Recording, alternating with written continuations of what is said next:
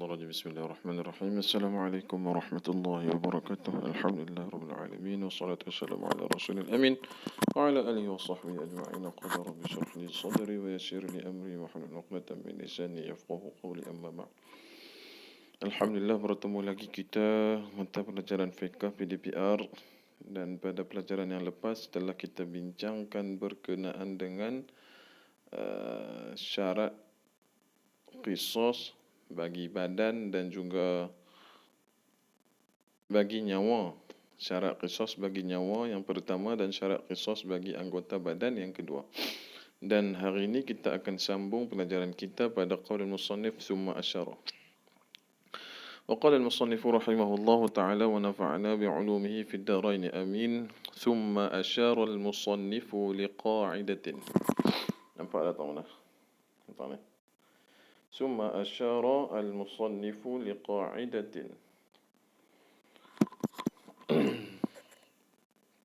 Apa maksudnya? Kemudian musannif memberi isyarat ataupun menyebut satu kaidah. Kaidah dia wa kullu 'udwin ukhidha min mafsilin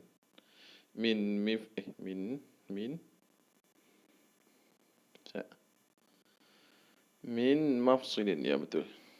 Ini kaedah dia. Wa kullu 'udwin ukhidha min mafsilin fa fihi al-qisas. Apa dia kata? Setiap anggota yang diambil, iaitu yang dipotong, yang mengandungi mafsilin ni kita kata sendi lah. Sendi padanya, maka padanya ada qisas, iaitu balas balik. Contoh kita kata tangan. Tangan ada pergelangan? Ada. Iaitu di siku, sama ada di siku ataupun di pergelangan tangan ataupun di bahu. Itu namanya mafsilin, iaitu sendi. Okey, kita sambung. Summa asyara al-musannifu liqa'idatin. Apa kaedah dia? Biqawlihi wa kullu 'udwin boleh, 'udwin boleh. Wa kullu 'udwin ukhidha. Apakah dimaksudkan dengan ukhidha? Ay quti'a, iaitu dipotong. Setiap anggota yang dipotong min mafsilin.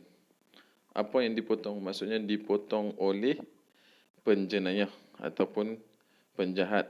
Maksudnya orang yang jahat tu dia telah memotong tangan seseorang ataupun kaki ataupun paha pun ada, pinggang tu. Setiap anggota yang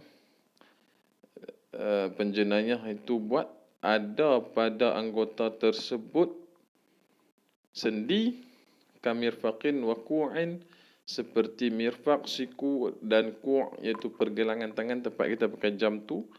Fa fihi al-qisas, maka padanya ada qisas. Jadi secara kita faham bila kaedah ni kata macam tu, anggota-anggota yang tak ada sendi kena ada qisas wajib tak? Tak. Kita tengok wa kullu 'udwin ukhidha ay quti'a. Quti'a ni maksudnya annahu quti'a jinayah. Ukhidha tu maksudnya akhadahu al-jani. Maksudnya yang penjenayah potong. Pada anggota tersebut ada sendi, maka ada qisas. Sikit je hari ni sebab tak banyak. Cumanya disebut di sini dia tafsilkan lagi ni, wa yajibu al-qisas fi sinni. Gigi walaupun tak ada sendi tapi diwajibkan juga, berpandukan kepada ayat Al-Quran was-sinna bis-sinni, iaitu pada surah Al-Ma'idah. Ayat panjang ni saya tak ingat. Tengok. Boleh carilah surah Al-Qisas, surah Al-Ma'idah ayat 45. Ada sebut was-sinna bis-sinni, walaupun gigi tu tak ada sendi tapi kena juga. Okey. Tak ada apa ni. Ini panjang sikit. Kita syarah pendek-pendek dah. Jadi apa yang kita dapat faham daripada kaedah tersebut? Wa kullu 'udwin ukhidha min mafsilin fa fihi al-qisas. Setiap anggota tubuh badan yang dipotong ada sendi, maksudnya tubuh anggota badan tersebut ada sendi, tangan, kaki dan sebagainya, maka di situ ada wajib qisas. Jadi kita faham di sini wa ma la mafsila lahu, dan barang ataupun apa yang tiada sendi baginya, maka tiada qisas. Tang mana tak ada sendi? Perut. Perut lah. Boleh carilah. Wa'lam, dan ketahuilah oleh kamu, wa'lam anna sijajar ra'si wal wajhi 'asharatun, dan ketahuilah oleh kamu sesungguhnya sijajar ra'si wal wajhi, luka sijaju maksudnya luka di kepala dan wajah ada 10 jenis. Yang pertama harisatun, dan yang kedua damiyatun, yang ketiga badi'atun, yang keempat mutalahimatun. InsyaAllah yang ni kita akan sambung pada pelajaran yang akan datang. Jadi hari ini kita ambil satu kaedah tu sajalah.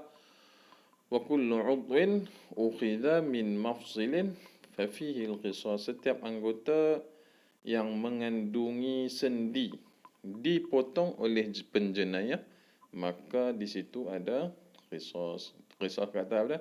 Ke atas penjenayah tersebutlah. Bolehlah. Pendeknya. Nanti kita sambung pada wa'lam anna sijajar ra'si wal wajhi 'asharatun. Wallahu a'la wa a'lam bis-shawab. Assalamualaikum warahmatullahi wabarakatuh.